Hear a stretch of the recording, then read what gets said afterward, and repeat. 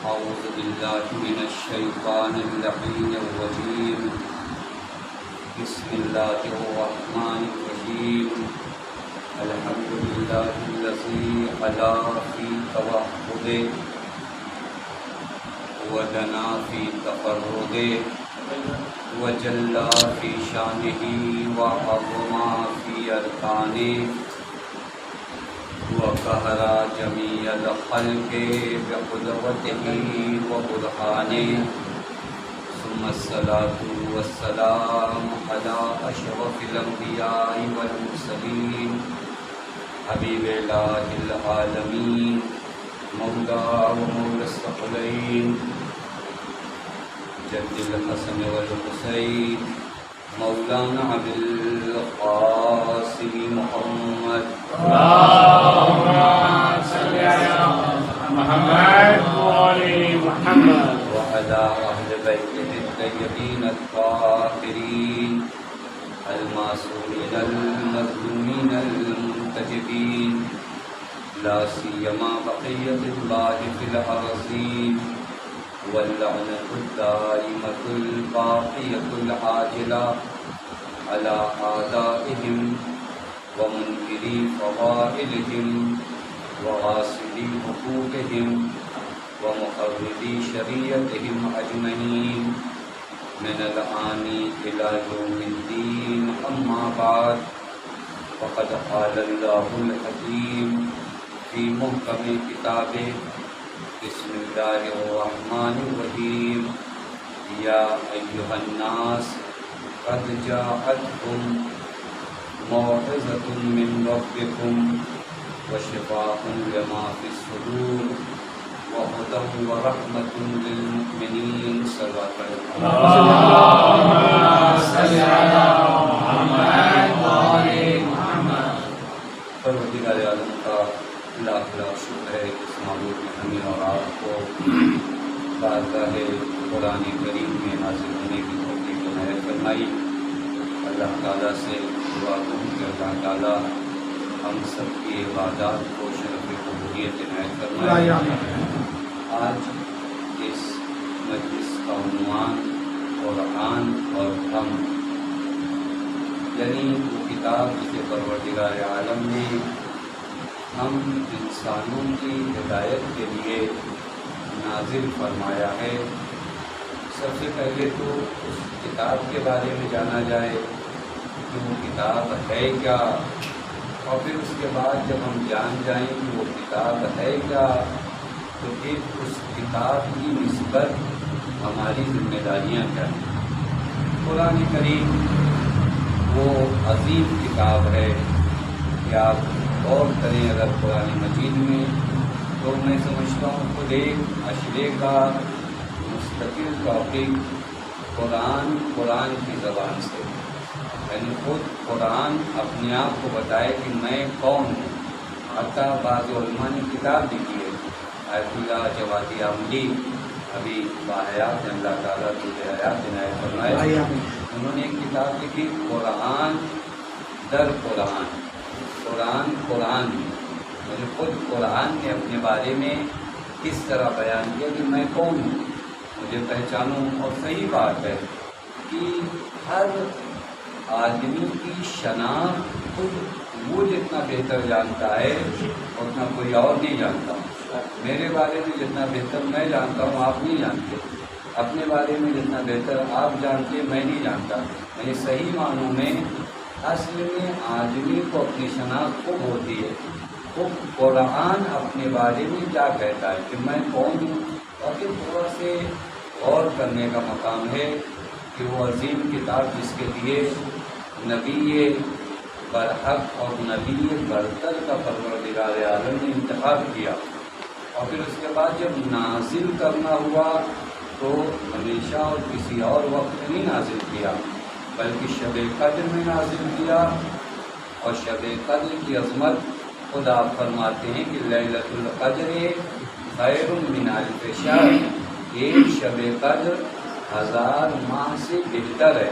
یعنی زمان کا جب انتخاب کیا اللہ تعالیٰ نے تو شب قدر کا انتخاب کیا.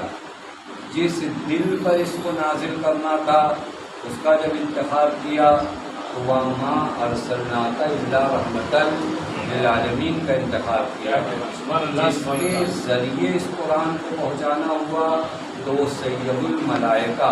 اب غور فرمائیے کتنے اہتمام کے ساتھ یہ کتاب آئی ہے، لے کر سید الملک آئے، نازل ہوا سید الانبیاء پر، جس رات میں آئی وہ رات شب قدر۔ واقعی اتنی عظیم کتاب کہ جس کے لیے زمانے کا انتخاب، مکان کا انتخاب، لے جانے والے کا انتخاب، وہ کتاب آج ہمارے اور آپ کے درمیان موجود ہے۔ الحمدللہ ماہ مبارک ہے، آپ سب جانتے ہیں کہ جس طریقے سے ہر چیز کی ایک بہار ہے، امام معصوم فرماتے ہیں وَالرَّبِيعُ الْقُرْآنِ شَهْرُ رمضان، یعنی لِكُلِّ شَيْءٍ رَبِيع، مولا فرماتے ہیں ہر چیز کے لیے بہار ہوتی ہے، اسی طرح قرآن کی بہار کا نام ماہ مبارک رمضان۔ بہار کی ایک خاصیت اگر آپ بزرگوں نے تو ضرور دیکھا ہے، بچوں نے بھی دیکھا ہو، شاید احساس نہ کیا ہو، وہ جو پتجھڑ کا موسم ہوتا ہے جہاں شاخیں سوکھ جاتی ہیں، پتیاں گر جاتی ہیں، پھر جب بہار کا موسم آتا ہے تو وہی شاخیں جو سوکھی ہوئی ہوتی ہیں بھری ہوتی ہیں، وہی پتیاں جو گر چکی ہوتی ہیں اب پتیوں کا لباس درخت پر آ جاتا ہے، تو کہتے ہیں موسم بہار آ گیا۔ یعنی موسم بہار حقیقت میں ایک نئی زندگی کا نام ہے۔ بہار کا موسم یعنی ایک نئی زندگی کا نام ہے۔ اب معنی کریے اس حدیث کا لِكُلِّ شَيْءٍ رَبِيعٌ وَالرَّبِيعُ الْقُرْآنِ شَهْرُ رمضان، کہ ہر چیز کے لیے بہار ہے اور بہار قرآن کا نام ماہ مبارک ہے۔ یعنی اب جا کر سمجھ میں آتا ہے کہ بہار یعنی کیا، حتی بعض مقامات پر اور بھی ہے، میں آپ کو آمادہ کروں، کیونکہ دو حصوں میں ہم لوگوں کو گفتگو کرنا، ایک حصے کی گفتگو آج کریں گے، ایک حصے کی گفتگو کل کریں گے، کہ مجھے ایک روایت میں معصوم فرماتے ہیں القرآن ربیع القلب، انسانوں کے دل کی بہار کا نام قرآن ہے۔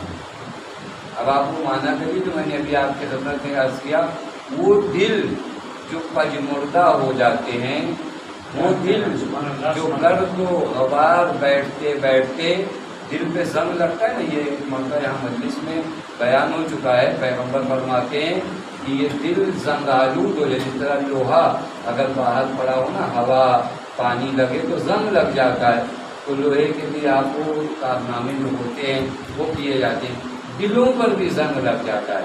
تو پیغمبر نے فرمایا دلوں کے زنگ کو ختم کرنے کا دو راستہ ہے، ایک ذکر الموت اور دوسرے کا نام تلاوت القرآن۔ یاد موت کرو، دل پہ زنگ نہیں لگے گا، زنگ آلود دل جو ہے ناکارہ ہو جاتے ہیں، جس دل پر زنگ ہو جاتے ہیں، لوہے پہ اگر زنگ لگ جائے تو مدت ایسی آتی بڑی آسانی سے وہ ٹوٹ جاتا ہے، خراب ہو جائے گا۔ ہنر یہ ہے کہ بچایا جائے۔ تو اگر میں اپنے دل کو بچانا چاہتا ہوں تو پیغمبر فرماتے ہیں دو چیز ہے، تلاوت القرآن و ذکر الموت۔ اب آئیے جس آئے کریمہ کو سرنامہ کلام قرار دیا ہے، خود قرآن سے پوچھیں کہ اے کتاب خدا تو بتا کہ تیرے اندر کیا خاصیت ہے، تیرے اندر کیا ویجگی ہے، تیرے اندر وہ کیا چیزیں ہیں جو کہیں اور نہیں ہے۔ قرآن مجید اس آئے کریمہ میں بہت ہی حسین آیت ہے، اے کاش یہ آیت ہم لوگ ایک مرتبہ غور کریں۔ قرآن کریم کہتا ہے یا ایھا الناس، اے لوگو۔ اگر آپ غور فرماؤ نا، یہیں سے یہ بات ثابت ہو جاتی ہے کہ قرآن فقط مولانا لوگوں سے مخاطب نہیں ہے، فقط جو ہے مسلمانوں سے مخاطب نہیں ہے، قرآن کا خطاب سب سے ہے۔ وہ جو انسان ہیں ان تمام کو قرآن مخاطب کر کے کہہ رہا ہے یا ایھا الناس، وگرنہ اگر ایک خاص گروہ ہوتا تو قرآن کہتا بھائی آپ میری بات مت سننا، آپ سے میں مخاطب نہیں ہوں۔ یہاں قرآن کہہ رہا ہے یا ایھا الناس، اے لوگوں۔ اے لوگوں کا مطلب یعنی سب، قد جاءتکم موعظۃ وشفاء لما فی الصدور وہدی ورحمۃ للمؤمنین۔ یہ خود 4 خصوصیت قرآن نے اپنی بیان کی ہے۔ قرآن نے کہا میں 4 خصوصیت کا مالک ہوں، یہ 4 خصوصیت مجھ میں پائی جاتی ہے۔ پہلی خصوصیت کیا ہے؟ موعظہ ہے۔ قرآن کیا ہے؟ واعظ، جسے ہم کہتے ہیں واعظ و نصیحت۔ قرآن کہتا ہے مجھ میں تم کیا پاؤ گے؟ واعظ و نصیحت پاؤ گے۔ پہلا کام میرا کیا ہے؟ لوگوں کو واعظ کرنا ہے۔ دوسرا کام میرا کیا ہے؟ شفاء لما فی الصدور، میں دوا ہوں، آسان ترجمہ کریں، میں دوا ہوں ان بیماریوں کی جو تمہارے دلوں میں ہیں۔ فشفا ہوں لما فی الصدور۔ تیسرا کام میرا کیا ہے؟ ہدن، میں کتاب ہدایت ہوں۔ چوتھی خصوصیت جو میری ہے رحمت للمؤمنین، میں مومنین کے لیے کیا ہوں؟ ایک رحمت، نعمت ہوں۔ اب ان 4 خصوصیت پہ ہم ہلکی سی گفتگو کر لیں۔ موعظہ ہے قرآن، ہدایت ہے قرآن، شفا ہے قرآن، رحمت ہے قرآن۔ یہ قرآن ہے۔ اب اس کے بعد انشاءاللہ کل گفتگو ہوگی۔ یہ تو قرآن ہے، پھر ہم کہاں ہیں؟ جو ہم لوگوں کا ٹاپک ہے قرآن، اور ہم آیا اس کتاب سے وہ فائدہ اٹھایا جا رہا ہے جو اس کتاب کے اندر موجود ہے؟ قرآن کہہ رہی میں وہ کتاب ہوں جو موعظہ ہوں۔ موعظہ کا معنی کیا ہوتا ہے؟ واعظ کرنا، نصیحتیں کرنا۔ وہ انسان جو انحراف کی طرف جائے، قرآن آ کر اسے سمجھائے کہ نہیں یہ راستہ نہیں ہے، آپ کا یہ راستہ ہے۔ بس ایک خصوصیت جو بہت ضروری ہے وہ جس کو واعظ کرے اس واعظ قبول کرنے کی صلاحیت ہمارے اندر ہو۔ کبھی کبھار آپ مرجع وقت کو اس ممبر پہ بیٹھا دو، لیکن مجھ جیسا ناکارہ آدمی نیچے بیٹھے نا، اس کے دل پہ اثر ہی نہیں ہوگا۔ تو ایسا نہیں وہاں بیان میں کوئی مشکل تھی، وہاں پر کلام میں کوئی مشکل تھی۔ پرابلم اس زمین پر ہے جہاں پر اس بیج کو بونا ہے۔ اور توجہ فرمائیے گا، اگر آپ ایک کسان کو دیکھیے نا، نرم زمین پر آ کر بیج بوچھتا ہے۔ کبھی یہ پتھروں اور ٹائلز کے اوپر کوئی کسان بیج لگا کر نہیں جاتا، اور لگا بھی دینا تو بارش بھی ہو جائے، دھوپ بھی پڑ جائے تو بارش ہوگی تو اور تباہی مچے گی۔ وہ جو بیج رکھی وہ پھسل کے نہ جانے کہاں چلی جائے گی، دھوپ پڑ جائے تو اور مشکل ہوگی۔ یعنی کہنے کا مطلب یہ کہ قرآن واعظ تو ہے، لیکن واعظ لینے والے کہاں ہیں؟ نصیحت لینے والے کہاں ہیں؟ آپ دیکھ لیجیے، یہ سورہ رحمان جب نازل ہوئی نا، سورہ رحمان کو الحمدللہ ہمارے یہاں مجلسوں میں اور فاتحہ خوانی کی مجلسوں میں پڑھا جاتا ہے۔ بڑی عظیم سورہ ہے، 31 مرتبہ 31 مرتبہ کم از کم اس میں فَبِأَيِّ آلَاءِ رَبِّكُمَا تُكَذِّبَانِ آیا ہے۔ یعنی بار بار گویا قرآن کا شکوہ یہی ہے کہ انسان نعمتوں کو بڑا جھٹلاتا ہے، نعمتوں کو یاد نہیں کرتا۔ یہ بار بار قرآن کا یہ شکوہ ہے۔ جب آپ یہاں پڑھیے سورہ رحمان میں جب آئیے نا، یہ آیت آئے فَبِأَيِّ آلَاءِ رَبِّكُمَا تُكَذِّبَانِ، تو اپنی جانب پہ یہ قرآن مجھ سے بھی مخاطب ہے اور مجھ سے بھی کہہ رہا ہے کہ تم نے اللہ کی نعمتوں کو یاد کیا، تم شاکر ہو یا خدا کی نعمتوں کے کافر ہو۔ بہر کیفیت سورہ رحمان جب نازل ہوئی، پیغمبر اکرم نے اصحاب کو بلایا اور کہا کون ہے تم میں سے جو جا کر اس سورے کو مسجد الحرام میں پڑھے لوگوں کے لیے؟ عبداللہ ابن مسعود، آپ نے نام سنا ہوگا، بڑے برجستہ صحابی، انہوں نے کہا یا رسول اللہ میں حاضر ہوں، میں جانا چاہتا ہوں اور میں اس سورے کو مسجد الحرام میں پڑھوں گا۔ پیغمبر نے سورہ رحمان دیا، یہ مسجد الحرام میں گئے، عرض کیا قرآن موعظہ ہے لیکن ہر کوئی واعظ لے نہیں پاتا۔ نہ یہ کہ قرآن کی طرف سے کمی ہے، بلکہ اس انسان کے اندر وہ صلاحیت نہیں ہے۔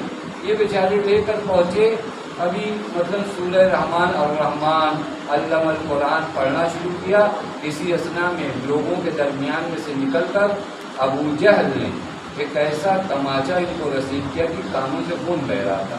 اب قرآن موعظہ ہے، لیکن ابو جہل جیسے دلوں کے لیے یہ قابلیت موجود نہیں ہے کہ وہ آ کر قرآن سے کیا کر سکیں، واعظ دے سکیں۔ تو فرما رہے ہیں وہیں پر ایک نگیٹو اگر کردار پڑھوں تو ایک پازیٹو کردار بھی، ایک شخص اور ہے تاریخ میں، ان کا نام اسعد ابن زرارہ ہے۔ اسعد ابن زرارہ ابھی پیغمبر مدینے ہجرت کر کے نہیں گئے تھے۔ آپ جانتے ہیں کہ احکام خداوندی جو ہیں حج یا اس طرح روزہ بھی ان احکام میں سے نہیں ہے کہ جو فقط امت محمد پر واجب ہوا ہے۔ خود قرآن کہتا ہے یا ایھا الذین آمنوا کتب علیکم الصیام کما کتب علی الذین من قبلکم لعلکم تتقون۔ یہ روزہ تمہارے اوپر واجب نہیں کیا گیا، تم سے پہلے بھی جو امتیں تھیں ان کا روزہ واجب تھا۔ لیکن بریکٹ میں خوشخبری بتاؤں آپ کو، یہاں تک ہم لوگ کو پڑھتے ہیں، لیکن اگر آپ آئیے روایات کی دنیا میں نا تو ملتا یہ ہے کہ دوسری امتیں روزہ رکھتی تھیں لیکن ماہ مبارک میں نہیں، ماہ مبارک میں روزہ نہیں۔ ماہ مبارک میں روزہ کون رکھتے تھے معلوم ہے؟ انبیاء اور اولیاء رکھتے تھے، لیکن گزشتہ امتوں کے جو انبیاء تھے وہ ماہ مبارک رمضان میں روزہ رکھتے تھے۔ وہ شرف خدا نے کس کو بخشا ہے؟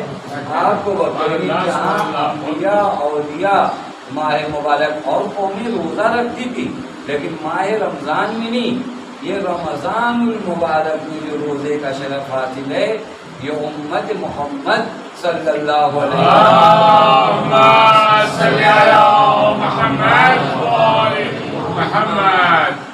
اسی طرح حج بھی کر لوگ حج کرتے تھے، یعنی اسلام آنے سے پہلے بھی حج تھا۔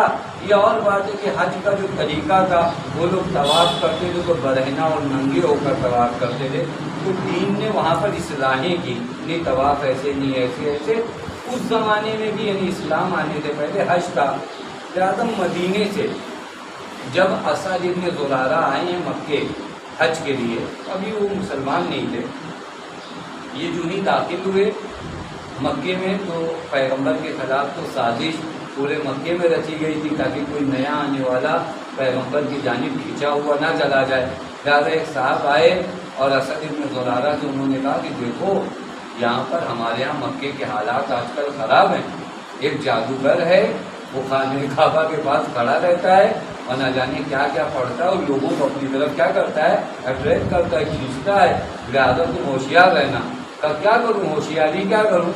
روئی دو اور اپنے دونوں کانوں میں لگا کر طواف کرنے جاؤ۔ توجہ فرمائیں، یہ میں نے ایک مرتبہ عرض کیا تھا، ہم لوگ علماء کا جلسہ تھا تو ہم نے کہا ابھی الحمدللہ ہم لوگ 10 قدم آگے ہیں۔ پہلے نبیوں کی کلام پر لوگ جو ہے روئی لگا کر سنتے تھے، ابھی کم از کم ہم لوگوں کو دعوت دے کر یہ مومنین جو ہے بلاتے ہیں اور سنتے ہیں، تو کم از کم اس زمانے کے لوگوں سے آج کے زمانے کے لوگ بہت آگے ہیں کہ یہ لوگ خود سنتے ہیں۔ اس زمانے میں پیغمبر سناتے تھے، بعض روایات میں کہ جناب نوح جب کلام فرماتے تھے تو یہ امت جناب نوح کو اتنا مارتی تھی کہ 3 یا 4 دن تک جناب نوح بے ہوش رہتے تھے، یعنی یہ مصائب تھے اس زمانے کے۔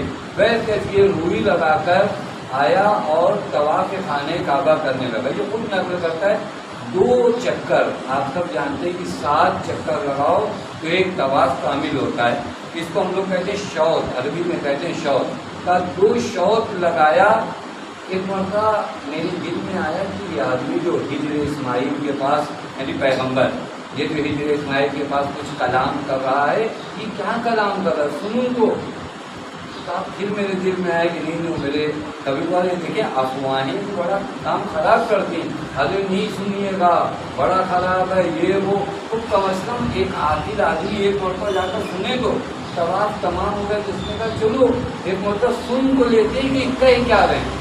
کہا جب میں نے روئی نکالی کان سے اور پیغمبر کے قریب کے، ابھی پیغمبر کو پیغمبر نہیں مانتا، کہا جب میں گیا پیغمبر کے قریب تو پیغمبر جو ہے آیات قرآنیہ کی تلاوت فرما رہے تھے، اور ان آیات میں بہت عظیم آیت ہے سورہ انعام کی، غالباً 51 اور 52، اگر کبھی حیات رہی تو میں ان 2 آیتوں میں در حقیقت 10 فرمان ہیں اور بہت آسان۔ اے لوگو مشرک نہ، شرک اختیار نہ کرو، اے لوگو کسی کو ستاؤ نہ، اے لوگوں اپنے ماں باپ کا احترام کرو، یہ اسی طرح کے فرمان موجود ہیں۔ اسد بن زرارہ نے کہا جب یہ میں نے سنا تو میں نے کہا بات بالکل برحق ہے، اس میں غلط کہاں ہے، اس میں خطا کہاں ہے؟ تو میں نے پیغمبر سے کہا کہ آپ کون ہو؟ پیغمبر نے اپنے بارے میں بتایا کہ میں پیغمبر ہوں۔ اس نے کہا مجھے آپ کلمہ پڑھیے، میں کلمہ پڑھنا چاہتا ہوں۔ لیکن وہ آدمی جس کو کان میں روئی لگا کر بھیجا گیا تھا، قرآن موعظہ بنا۔ قرآن کیا بنا؟ جو ہم لوگوں کی گفتگو تھی، قرآن موعظہ ہے، لیکن یہ دل تھوڑا سے واز کو قبول کرنے کی صلاحیت ہو۔ ایک لمحے میں قرآن بدلتا ہے، خدا کی قسم۔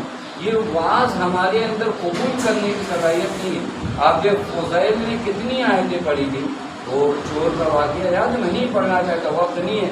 وہ فضیل نے فقط ایک آیت گھر میں چوری کرنے گیا، وہاں سے قرآن کی آواز آ رہی تھی کہ کیا ابھی وقت نہیں آیا کہ اپنے رب کی طرف لوٹ آؤ؟ کا فوراً وہاں کاپنے لگا۔ وہ واز کی صلاحیت، قرآن باقاعدہ انسانوں سے مخاطب ہے۔ تھوڑا سے واز والی کیفیت جو ہے ہمارے وجود کے اندر آنے کی۔ بس پہلا مرحلہ کیا ہے؟ موعظۃن، قرآن واز ہے، قرآن نصیحت ہے۔ بس ہم قرآن کے پاس بیٹھے نا تو گویا میں آپ کی خدمت میں انشاءاللہ کل عرض کروں گا کہ میری ذمہ داریاں کیا ہیں۔ میں قرآن کے پاس کھول بیٹھوں تو صفحہ نہیں گنوں، میں قرآن کے پاس بیٹھوں تو ایک ذمہ داری ہے کہ گویا میں ایک ناصح کے پاس بیٹھ رہا ہوں جو مجھے نصیحت کر رہا ہے، تو غور سے قرآن آیات میں فکر کروں کہ میرے لیے کیا نصیحت ہے۔ حضرت امین کی ایک حدیث ہے، بڑی حسین حدیث ہے، میرا دل چاہتا ہے آپ کی خدمت میں پڑھوں۔ ایک صلوات پڑھے محمد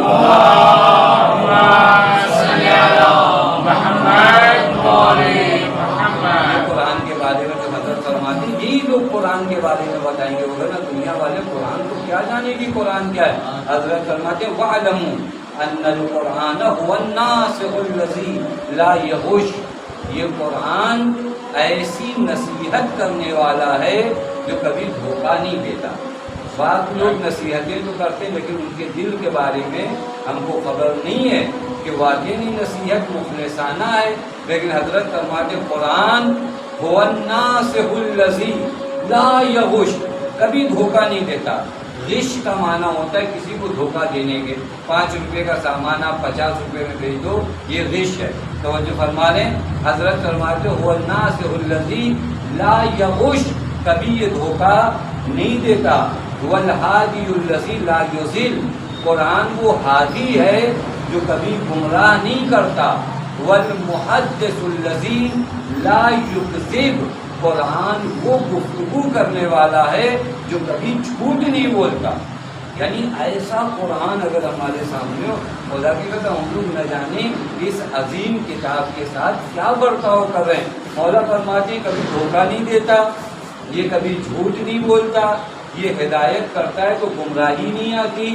اور حضرت ایک جملہ فرماتے، میں عرض کروں، ما جالسا ھذا القرآن احد الا قام عنہ بزیادۃ او نقصان، حضرت فرماتے کوئی بھی قرآن کے ساتھ نہیں بیٹھتا مگر اس کے اندر تبدیلی آتی ہے، کچھ چیزیں بڑھ جاتی ہیں اور کچھ چیزیں کم ہو جاتی ہیں۔ یعنی جب بھی آپ قرآن کے ہمراہ بیٹھو گے تو جیسے تھے ویسے نہیں اٹھو گے، تبدیلی آئے گی، کچھ بڑھے گا کچھ کم ہوگا۔ وہ جو بڑھے گا اس کا نام ہدایت ہے، وہ جو کم ہوگا اس کا نام اندھاپن اور نابینائی ہے۔ قرآن کا کام ہے، یہ قرآن کے اثرات ہے۔ بس اگر آپ قرآن کے پہلے مرحلے کو سمجھ گئے، موعظۃن، قرآن کیا ہے؟ موعظہ ہے۔ یہ 2 دن بہت کم ہے کہ قرآن کے بارے میں گفتگو کیا ہے۔ قرآن واعظ ہے، پھر اس کے بعد کیا ہے؟ وشفاء لما فی الصدور، قرآن تمہارے دلوں کی دوا کا نام ہے۔ دلوں کی بیماری، روح کی بیماری کا علاج قرآن میں آ کر ڈھونڈیے۔ ہمارے دلوں میں بڑی بیماریاں ہیں، ہماری ارواح میں بڑی بیماریاں ہیں۔ بس اوقات قرآن کو ہم لوگ شفا کسی حد تک مانتے ہیں، لیکن بہت کمر درد، اور سر درد تک، کہ کون سی آیت پڑھیں کہ سر کا درد جو ہے ختم ہو جائے، کون سی آیت پڑھے تو کمر کا درد ہے۔ دیکھیے قرآن کی یہ خصوصیات بھی ہیں، جس طرح یہ سورج نکلتا ہے نا، سورج کا کام آپ کا کپڑا سکھانا تو نہیں، تو جو فرما رہے ہیں سورج کا کام یہ ہے کہ اس پورے عالم کو اندھیروں سے نکالے، اجالوں میں لے آئے۔ اب اس کام کے صدقے میں آپ کی گھڑی چارج ہو جاتی ہے، آپ کا کپڑا سوکھ جاتا ہے، یہ وہ قرآن، وہ سورج کا ہدف نہیں ہے، یہ سب اس صدقے میں ہوتا ہے۔ بس قرآن کا کام یہ نہیں ہے کہ آپ کے سر کے درد ٹھیک کرے، آپ کے کم، اس کے لیے آپ کو ڈاکٹر کیا جانا پڑے گا۔ ہاں قرآن کے یہ اثرات ہیں کہ یہ سورج جب طلوع ہوا ہے تو بہت کام اس مقصد کو مد نظر رکھتے ہوئے صدقے میں انجام پاتے ہیں۔ تو جو فرمانے وگرنہ قرآن کا اصل کام کیا ہے؟ شفاء لما فی الصدور، یہ قرآن نازل ہوا ہے تاکہ آپ کے دلوں کو شفا دی جائے۔ ہمارے دل بیماری میں مبتلا ہیں۔ میں نے ایک جگہ پر کل عرض کیا تھا کہ یہ بدن میں جتنا درد ہے نا، یہ کہتے ہیں موت تک کا درد ہے، اس کے بعد یہ درد کوئی نہیں ہے۔ تو جو فرما رہے ہیں وہاں کے بعد بدن درد نہیں ہے، وہاں کے بعد روح درد ہے۔ تو جو فرما رہے ہیں یہ بدن درد یہاں ختم، سر میں درد تھا، ہاتھ میں درد تھا، پیٹ میں درد تھا، وہ موت آتی ختم ہو گیا۔ بعض درد جو ہماری روح اور دل کو ہیں، یہ قیامت تک یہ درد اٹھیں گے۔ ان دردوں کا علاج کرنے کے لیے قرآن نازل ہوا ہے۔ وہ درد جو قیامت تک اٹھتے ہیں، وہ درد جو تمہاری قبر میں ہوگا، وہ درد جو میرے حساب و کتاب کے وقت ہوگا، ان تمام دردوں کا علاج کس میں ہے؟ قرآن میں۔ وَشِفَاءٌ لِمَا فِي الصُّدُورِ۔ اور حضرت نے بہت حسین جملہ کہا، لیکن جتنی بھی دوائیں ہوتی ہیں نا، آپ لوگ مجھ سے بہتر جانتے ہیں، یہ باتیں جو میں فقط مثال دینے کے لیے آپ کو سمجھا رہا ہوں۔ آپ جتنی بھی پین کلر دوائیں کھاتے ہیں، ان کا سائڈ ایفیکٹ ہوتا ہے یا نہیں؟ سب بتاتے ہیں، کہتے ہیں کہ اگر آپ یہ دوا کھاؤ تو کڈنی پہ اثر کرتا ہے، فلاں دوا کا یہ، یعنی جتنے بڑے بڑے بھی جو آپریشن بھی ہوتے ہیں وہاں پر بھی بتاتے ہیں کہ آپریشن ہوا تو ایک سائڈ ایفیکٹ ہوا، یا بسا اوقات جو کینسر وغیرہ کے وقت جو فزیوتھراپی اور کیا ہوتا ہے بال جھڑ جاتے ہیں، یعنی ہر علاج میں ایک سائڈ ایفیکٹ ہے۔ واحد قرآن ایسا معالج ہے جس کے علاج کے بعد کوئی سائڈ ایفیکٹ نہیں۔ یہ میں اپنی طرف سے نہیں کر رہا ہوں، حضرت فرما رہے ہیں قرآن وہ شفا ہے کہ لستقام، جہاں کا کوئی سائڈ ایفیکٹ نہیں ہے کہ آپ کو کہ نہیں اگر حسد قرآن نے ٹھیک کر دیا تو کچھ اور بڑھ جائے گا، کچھ نہیں بڑھنے والا۔ تو جو فرما رہے ہیں یہ معالج ہے قرآن، شفاء لما فی الصدور۔ ہمارے دلوں کا علاج کس کے پاس کرانا ہے؟ قرآن کے پاس۔ ہماری روح کا علاج کس کے پاس کرانا ہے؟ قرآن کے پاس۔ لیکن علاج کا ایک فارمولہ ہے، وہ سب آپ مجھ سے بہتر جانتے ہیں۔ دنیا کا سب سے بڑا طبیب، سب سے بڑا ڈاکٹر موجود ہو آپ کے شہر میں، آپ نہ جاؤ تو شہر میں اس ڈاکٹر کے رہنے سے آپ کی بیماری ٹھیک ہونے والی نہیں۔ آپ آخری نمبر کا پرنٹ قرآن کا نکال کر گھر میں تاک پر رکھو، یہ قرآن کی طرف اگر رجوع نہیں کرتے تو شفا نہیں۔ تو جو آپ نہیں کہہ سکتے نہیں میں نے بہت مہنگا پرنٹ والا قرآن لیا ہے اور وہ رکھا ہے، نہیں، بہترین ڈاکٹر آپ کے شہر میں آپ نہیں جاؤ، آپ کو کوئی فائدہ ہوگا؟ کوئی فائدہ نہیں۔ تو آپ جاؤ، ڈاکٹر دوا لکھے، آپ میڈیکل سے نہ خریدو تو بھی فائدہ ہوگا؟ نہیں فائدہ ہوگا۔ آپ دوا لے لو، دوا جیب میں لے کر گھومیے، نہ کھائیے تو بھی فائدہ ہوگا؟ نہیں فائدہ ہوگا۔ فائدہ کب ہوگا؟ ڈاکٹر کے پاس جائیے، ڈاکٹر جو نسخہ آپ کے لیے تجویز کرے میڈیکل سے لیجیے، کھائیے، اس کا اثر ہوگا، فائدہ ہوگا۔ قرآن کے پاس بیٹھیے، تلاوت کریے، اس سے مطلب سمجھیے، اس کو اپلائی کریے، شفاء لما فی الصدور، تو یہ قرآن آپ کے لیے کیا ہے؟ شفا ہے۔ بہت سے لوگ قرآن کے حافظ ہیں لیکن دنیا بھر کی بیماریوں میں مبتلا ہیں، یعنی روحانی بیماریوں میں مبتلا، کیونکہ انہوں نے قرآن کو لہن داؤدی میں پڑھنے کی کوشش کیا لیکن کبھی قرآن کو اپنے اوپر اپلائی نہیں کیا۔ تو جو فرما رہے ہیں جب تک یہ قرآن اپلائی نہیں ہوگا میرے اوپر تب تک شفا نہیں ہو سکتی۔ قرآن میرے اوپر اپلائی ہونا چاہیے۔ قرآن اگر مجھ سے کہتا ہے اعدلوا هو اقرب للتقوی، عدل کو اختیار کرو، تو یہ جب اپلائی کروں گا، اعدلوا کو میں بڑے اچھے انداز میں پڑھ دوں تو بھی میرے اندر سے ظلم نہیں ختم ہوگا۔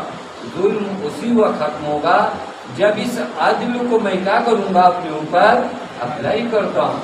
قرآن کہتا ہے کہ آپ کیا کرو؟ انفاق کرو، اور میں نے خوب اچھے انداز میں قرأت سے تجوید کے ساتھ، کوئی قانون تجوید کا میں نے چھوڑا نہیں، پڑھا، کیا یہ قرآن مجھے فائدہ کرے گا؟ قانون نہیں، بات اپلائی کرنے کی تھی کہ آپ قرآن کے فرمان کو اپلائی اپنے اوپر کتنا کریں گے۔ شفاء لما فی الصدور، قرآن شفا کرتا ہے، تمہارے دلوں کی بیماریوں کو دور کرتا ہے، لیکن ضروری کیا ہے؟ اپلائی کرنا چاہیے۔ ماہ مبارک رمضان خدا کی قسم بڑا عظیم مہینہ ہے، بڑا عظیم مہینہ ہے۔ یہاں پر اپنی بیماریوں کو سمجھیے، سب سے پہلے تو یہ سمجھیے کہ میں بیمار ہوں۔ ہاں، یہ اللہ نہ کرے کہ ہم کو پتہ نہیں کس نے بتا دیا کہ نہیں آپ لوگ ٹھیک ٹھاک ہو، بیمار ہے۔ بیمار کو بتاؤ بیمار ہے نا، بیمار کا حوصلہ بڑھانا چاہیے، لیکن بیمار کو یہ کہیں کہ نہیں آپ بیمار نہیں ہو تو پھر تو واویلا ہو جائے گی۔ اس کو بتاؤ کہ آپ بیمار ہو، گھبرانے کی بات نہیں ہے۔ قرآن جیسا معالج موجود ہے، بہت سی بیماریاں ہمارے وجود میں ہیں، حسد کی بیماری ہے، غیبت کی بیماری ہے، تکبر کی بیماری ہے، نہ جانے کتنی بیماریاں ہیں، سب کا علاج اس قرآن میں موجود ہے۔ حضرت امین فرماتے ہیں قرآن تمہارے وجود سے کچھ بیماریوں کو دور کرتا ہے، اور ان بیماریوں کا نام بھی بتایا۔ کبھی قرآن نہج البلاغہ سے جا کر سمجھیے کہ حضرت نے کیسے بتایا ہے کہ قرآن ہے کیا۔ حضرت تمہارے اندر کچھ بڑی بیماریاں ہیں جسے قرآن کیا ہے؟ دور کرتا ہے۔ ایک بیماری کا نام ہے کفر، کفر بیماری ہے۔ نفاق، حضرت فرماتی ہے نفاق کیا ہے؟ بیماری ہے۔ والضلال، گمراہی بیماری ہے۔ والغی، انحراف، یہ چار بیماریوں کی دوا کہاں ہے؟ قرآن کے پاس ہے۔ اب آپ مت کہیے گا ارے یہ تو چار بیماریوں کا علاج، ہمارے پاس تو اور بیماریاں ہیں۔ تو آپ جانتے ہیں اگر کوئی ڈاکٹر آپریشن کرتا ہے تو آپ اس کے بارے میں نہیں پوچھتے کہ بخار بھی صحیح کر لیتے ہیں؟ پتہ نہیں بات واضح ہوئی؟ یعنی ایک ہائی لیول کا ڈاکٹر جو آپریشن کرتا ہوگا، بخار کی بھی دوا جانتے تو لوگ ہنسیں گے، کہیں گے اپنی نمبر 1 کے ڈاکٹر، ہم بات آپریشن کی کر رہے ہیں، آپ بخار کے بارے میں پوچھ رہے ہو۔ بس قرآن جب کفر ہو، نفاق ہو، غی ہو، زلال جیسی بیماریوں کو دور کرتا ہے تو جو چھوٹی چھوٹی بیماریاں لاحق ہے وہ بدرجہ اولا قرآن دور کرے گا۔ فشفاء لما فی الصدور، یہ قرآن کیا ہے؟ شافی ہے، یہ قرآن شفا کرتا ہے، یہ قرآن ہمارے وجود سے بیماریوں کو دور کرتا ہے۔ تیسرا کام قرآن کا کیا ہے؟ وہ ہدن، یہ قرآن ہادی، ہدایت مانگو، جا کر قرآن کے حضور سے ہدایت مانگو۔ اور میں آپ کو بتاؤں گا انشاءاللہ کل عرض کروں گا موضوع سے، کیونکہ قرآن اور ہم موضوع ہے، تو آج قرآن ہو جائے، کل اپنی بات کی جائے گی کہ ہم کیا کرتے ہیں۔ ہم قرآن کی نسبت آئے ہیں، کبھی کہا قرآن سے کبھی ہدایت کے لیے، قرآن کو کبھی ہادی جانا؟ ہمارا تو ایسا سسٹم بنا دیا گیا کہ اتنے پارے ختم ہوئے، اتنا ختم قرآن ہوا۔ یاد رکھیے گا قرآن بار بار دعوت دیتا، افلا یتدبرون القرآن، تم قرآن پہ غور کیوں نہیں کرتے؟ تم قرآن کی فکر کیوں نہیں کرتے؟ تم حتیٰ ایک روایت عجیب میں دیکھ رہا تھا، حضرت امام جعفر صادق علیہ السلام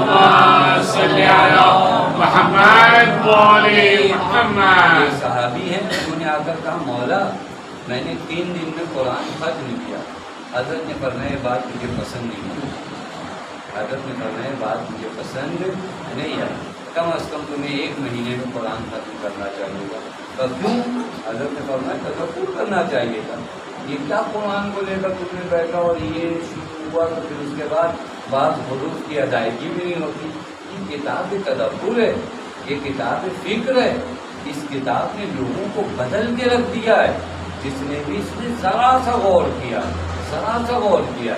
ہدایت کتاب خدا کی قسم، ہم نے اس ہدایت کی کتاب کو نہ جانے فاتح خانی کے مخلصوں کا زینت بنا کر رکھ دیا ہے.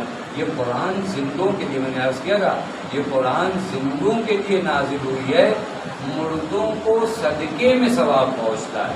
مدنی بات واضح، یہ قرآن کا کام یہ نہیں ہے کہ آپ کا کوئی مر جائے تو آپ 10 قرآن پڑھ دو. قرآن کا اصل کام یہ تھا کہ جو لوگ زندہ ہیں نا، ان کے دل زندہ ہو جائیں. اس کے علاوہ جو فروعات ہیں وہاں ایک الگ مرحلہ ہے. ہم لوگوں نے حاشیے میں بات ہوتا ہے، ایک کتاب ہوتی ہے، ایک کتاب کا حاشیہ ہوتا ہے. دیکھا ہوگا آپ لوگوں نے، بعض ایک کتاب کا یہ متن ہوتا ہے، پھر اس کے اوپر حاشیہ لکھتے. ہم لوگوں کی زندگی کا اوپر حاشیے میں زیادہ جاتی ہے، یعنی متن کتاب کو چھوڑ کر حاشیے کے پیچھے بھاگتے ہیں. اصل پہلے متن ہو جائے پھر اس کے بعد حاشیہ دیکھو. پہلے وہ کتاب کے اوراق سمجھ جائیں پھر حاشیے کی جانب جائیں.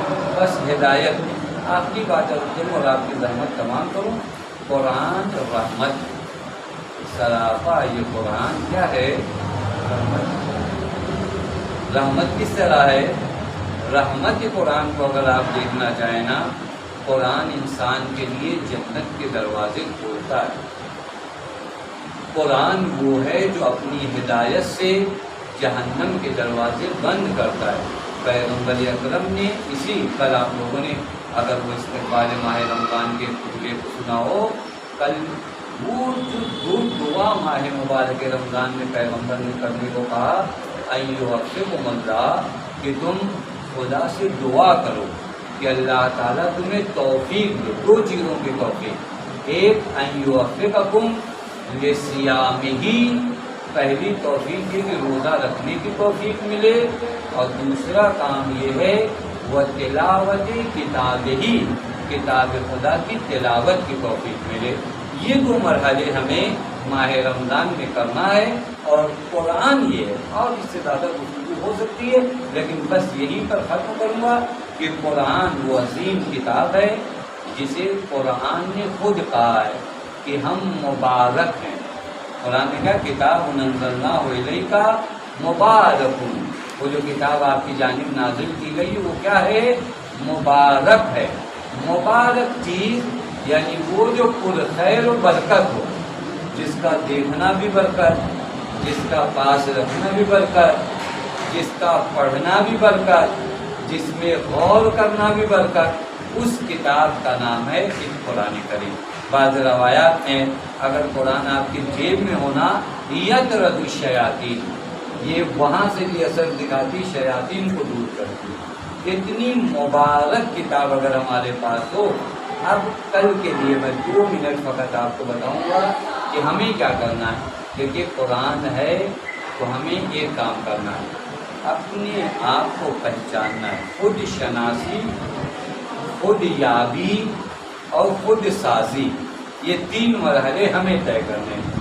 اپنے آپ کو پہچان جاؤں، اپنی بیماریوں کو سمجھ جاؤں، اور پھر ان بیماریوں کو دور کیسے کرنا ہے وہ آ کر قرآن سے پوچھوں. یہی ہے قرآن اور ہم، یعنی قرآن کی نسبت ہماری ذمہ داری کیا ہے؟ تلاوت، تدبر، تمسک، تبعیت. یعنی تلاوت کرو، فکر کرو، تمسک کرو، اور پھر اپلائی کرو. اور اس کے بعد جب آپ کا معاشرہ قرآنی سماج بن گیا، کون سا سماج؟ قرآنی سماج بن گیا، تو پھر اس معاشرے کو بہت دنوں تک امام وقت کے انتظار کی ضرورت نہیں ہوگی. قرآن صامت آپ کے کردار میں آ جائے، قرآن ناطق کا دیدار ہو جائے گا. وصلوا علی محمد وآل محمد.